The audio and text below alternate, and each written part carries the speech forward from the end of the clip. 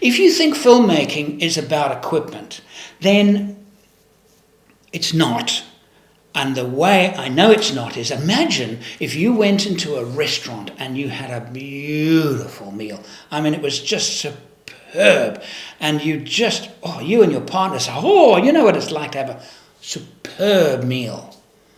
And you say, I'd love to thank the chef. And the waiter says, no problem, I will find him now, just wait 1 minute. And he goes away and he comes back. And the waiter says, I believe you would like to compliment me. He says, yes, thank you so much for a wonderful meal. Thank you so much. I just have one question. And the chef, yes, yes, of course, and you ask the chef, what stove did you use? I'm Andrew St Pierre White, and I'm a global adventure travel filmmaker. Follow along as I share my hard-learned lessons in storytelling, videography and photography.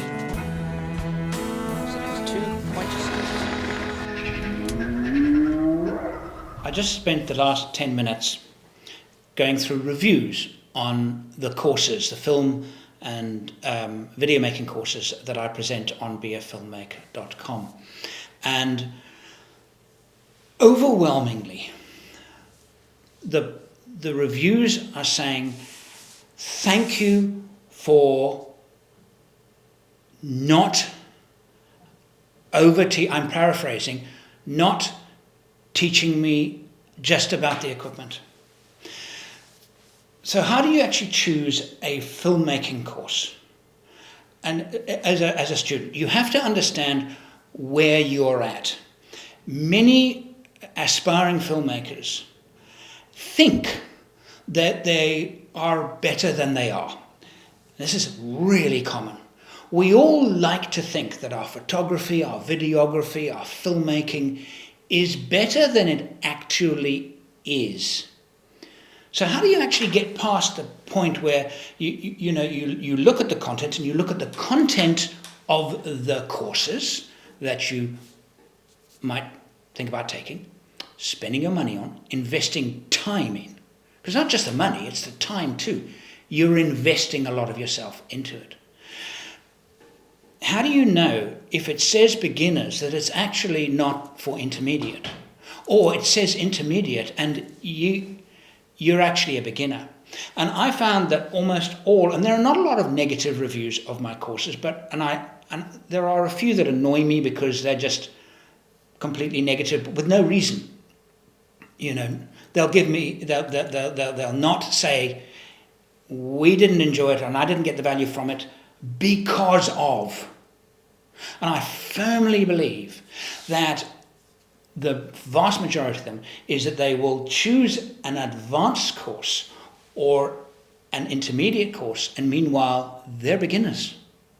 They think that they're advanced or intermediate, and they're not. They're beginners. And I'll tell you why they're beginners. Most of them know a lot about equipment because they've done video courses, and they've done a whole lot of video courses for beginners, and they know how the equipment works, and they think they're now intermediate, and they're not. It's not about the stove. It's not about the camera. It's not about the lens. It's not. Yes, you have to have the basics.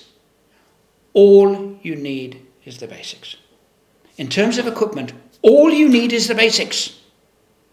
I myself am a filmmaker, and I've been doing this for 35 plus years. I've made documentaries, Discovery Channel. I've edited countless TV commercials. I've won editing awards in New York and Cannes. And I can tell you now, as an editor, as a professional editor, I'm not that clued up technically. I know what I'm talking about, but if you could fire 20 really tough technical questions at me and I'd go, I don't know. I know people that do know that. All you need to know is to know people that do know that. as long as you have a basic understanding of the equipment that you're using and how it will change the story, the presentation, the image, the message, the picture to your audience. That's all you need to know. You don't need to know any more. So doing one course after the other, which will teach you more about, okay, here's how to use a slide. How about, why is a slide a good idea? What does it do to my audience? Slide makes an image look nice, because anytime you move the camera, it's nice. What does this actually do for the story? Sometimes it detracts from the story. Why would you want to use a piece of equipment that actually detracts? What courses are actually going to teach that? Now here's the problem, and I'm probably going to be, teachers out there are not going to like this. So many teachers are,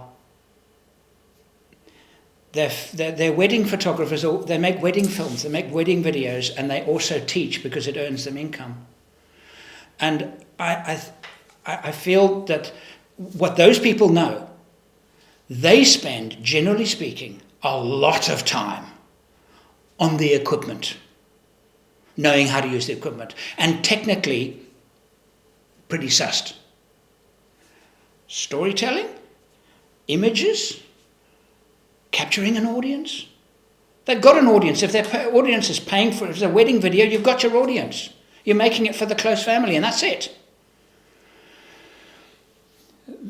They're wrapped up with equipment. Just that's what they know, and it's what they teach. Because you know what you teach.